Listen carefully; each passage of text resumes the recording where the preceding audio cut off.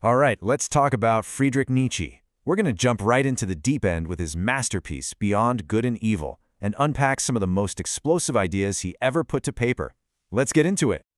So Nietzsche just kicks the door down right from the very first sentence. He basically looks at all of philosophy and asks this really unsettling question. Why are we so obsessed with the truth? I mean, why do we just assume that truth is automatically better than, say, a useful lie or a bit of uncertainty? And this isn't just him being clever, you guys. This one question, it's the key that's going to unlock and maybe even blow up everything we thought we knew. Okay, so let's dig into this problem with truth. Nietzsche's first move is to go after the philosophers who came before him. He calls them dogmatists, basically accusing them of having this blind, unquestioning faith in the idea of truth. He even makes this funny comparison. He says truth is like a woman that all these clumsy philosophers have been trying and failing to woo for centuries. Think about it. Forever. Philosophy has been built on these really neat, clean opposites. You've got good versus evil, truth versus untruth, selfless versus selfish. It's simple, right? One side is always the good guy, the other is the bad guy. But Nietzsche, he comes along, looks at this whole neat and tidy setup, and he asks a question that's frankly pretty dangerous. Yeah, what if it's all a big lie? What if these things we call opposites aren't really opposites at all? What if they're tangled up together? Maybe even the same thing deep down. He throws out this totally scandalous idea, maybe, just maybe, a little bit of deception or focusing on yourself or even just appreciating illusions. Maybe those things are actually better for us, better for life, than this cold, hard, obsessive hunt for the truth. I mean, that's a thought that just flips the whole chessboard over. And this right here, this quote, this is the new rulebook, according to Nietzsche. He's saying, look, the real test of an idea isn't whether it's technically true or false.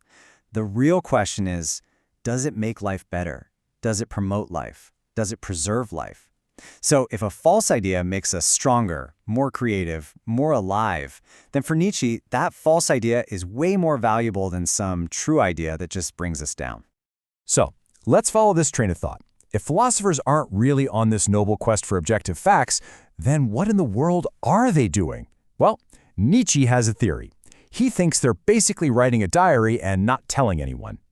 He calls their thinking dogmatism. And what he means by that is, well, imagine a giant, impressive skyscraper. These philosophies look solid, right? But Nietzsche's saying, if you go down to the basement, the foundations are just a mess. They're built on things the philosopher never even thought to question. Old superstitions, tricks of language, or just taking their own personal feelings and blowing them up into a universal truth. And here's the knockout punch. Every great philosophy so far has been the personal confession of its author. Wow. So he's saying philosophy isn't this objective search for truth. Nope. It's basically a secret memoir. It's the philosopher justifying their own life, their own biases, and then trying to pass it off as the truth for everyone. And it gets even deeper. He says that all that conscious thinking, all that logic and reason that philosophers are so proud of, it's all a puppet show. And you know who's pulling the strings? Their instincts, their gut feelings. Deep down, a hidden drive is forcing their logic into a certain path, leading them to the truth they wanted to find all along. Okay, so this begs the question, right? What is this fundamental instinct? What's the hidden force that's driving not just philosophers, but, well, everything? This leads us straight to maybe Nietzsche's most famous and most misunderstood idea. And that is the will to power. Now, hold on. This isn't about being some kind of political tyrant. For Nietzsche, the will to power is the basic drive of all life. It's not just about surviving. He thought that was kind of boring, actually, just a side effect. The real drive is to expand, to grow, to overcome challenges, and to stamp your perspective onto the world. It's this constant urge in everything to become more. It's a simple but massive statement. Life itself is will to power. So we're not just talking about big historical events. For Nietzsche, everything is an expression of this will. Writing a book, painting a picture, even an act of kindness. It's all part of this drive to exert your strength and shape the world around you, even in a small way. And boom, we're right back where we started. Philosophy itself, this search for truth, is what he calls the most spiritual will to power. That philosopher sitting in his study, thinking deep thoughts, He's not just passively observing the world. He's actively trying to force his own values onto it, to create a universe that works according to his rules. It's a tyrannical drive, just with books instead of armies. All right, so if the old way of doing philosophy is basically dead, if it's all just a big confession based on this will to power, then where do we go from here? See, Nietzsche wasn't just about tearing things down. He was also looking ahead, imagining a new kind of philosopher for the future. He calls these new thinkers free spirits, and they are nothing like the old dogmatists. These people are experimenters. They don't want a truth for everyone. They resist that whole idea. They're brave enough to live without the safety net of absolute good and evil. They understand that life is messy and requires perspective, and they're willing to create their own judgment, to be independent. They're rare for sure, but they're the ones who are truly alive. This quote right here is basically their motto. My judgment is my judgment.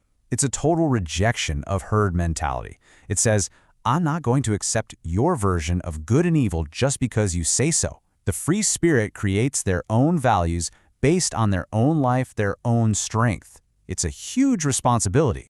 And they also get this. Everything deep loves a mask. What does that mean? It means that real, profound ideas can't just be turned into a cheap slogan or a tweet. If everyone can easily understand you, you're probably not saying anything very deep. The free spirit knows that some truths need to be protected, to be hidden behind a mask so they aren't misunderstood and twisted by the masses. And look, this isn't just some dusty old philosophy. Nietzsche's work is a direct challenge to every single one of us, right here, right now.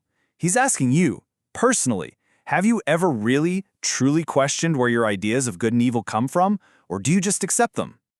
So this is the big, unavoidable question he leaves us with. If good and evil are just points of view, what creates your point of view? Are your values really yours, or are they just things you picked up along the way without thinking? Are you a creator of your own meaning, or are you just playing a part in someone else's story? That's the challenge.